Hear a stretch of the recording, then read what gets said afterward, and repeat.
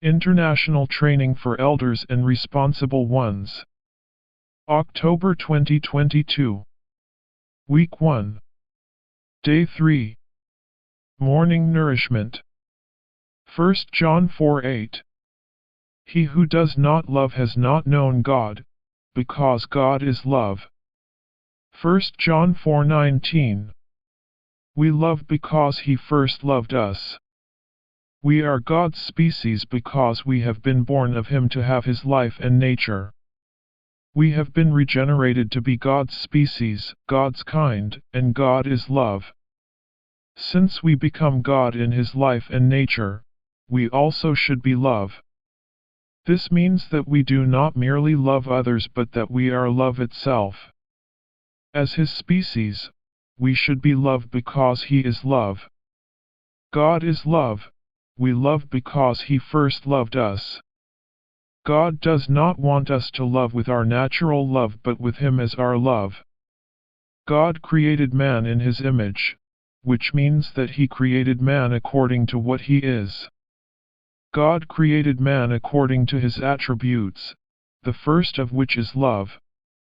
Although created man does not have the reality of love, there is something in his created being that wants to love others. Even fallen man has the desire within him to love.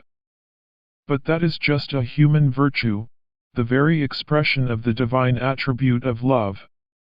When we were regenerated, God infused us with Himself as love.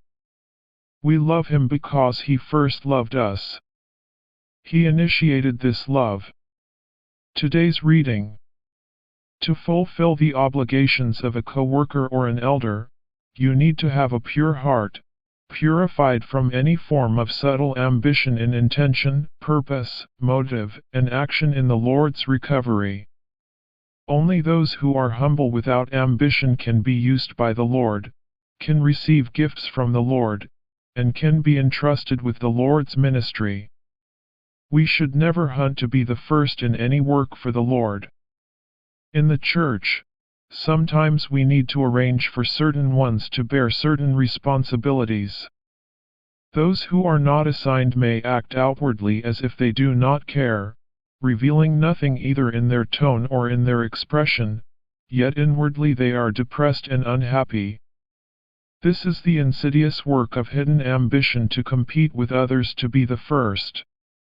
First, we need to beware of ambition, and second, we need to beware of pride. Pride is an attribute of our fallen nature by birth. God has His attributes, and we have ours. Who is not proud? Whoever is not proud is good for nothing. In the Lord's work, however, we must try our best to guard against pride. Always remember that humility saves you from all kinds of destruction and invites God's grace for you. God resists the proud but gives grace to the humble. If you are humble, grace comes. If you are proud, grace goes away. You have hindered grace. To be proud is to be a top fool. Rivalry in the Lord's work is not only a sign of ambition but also a sign of pride. We often are in rivalry with people in the Lord's work. We all must admit that we are unprofitable servants. We should neither compare ourselves to nor compete with others. Referring to your capacity, success, perfection, and virtue is a careless form of pride. Instead, always say to the Lord, Lord, I don't have any capacity, nor do I have any success in your work. Furthermore, I don't have any perfection, all that I have is imperfection. Also, I don't have any virtue, all that I have is failure. This will preserve you from becoming proud. To think more highly of oneself than one ought to think is another form of pride. Wanting to be great and not to be a servant and wanting to be the first and not to be a slave are also a sign of pride.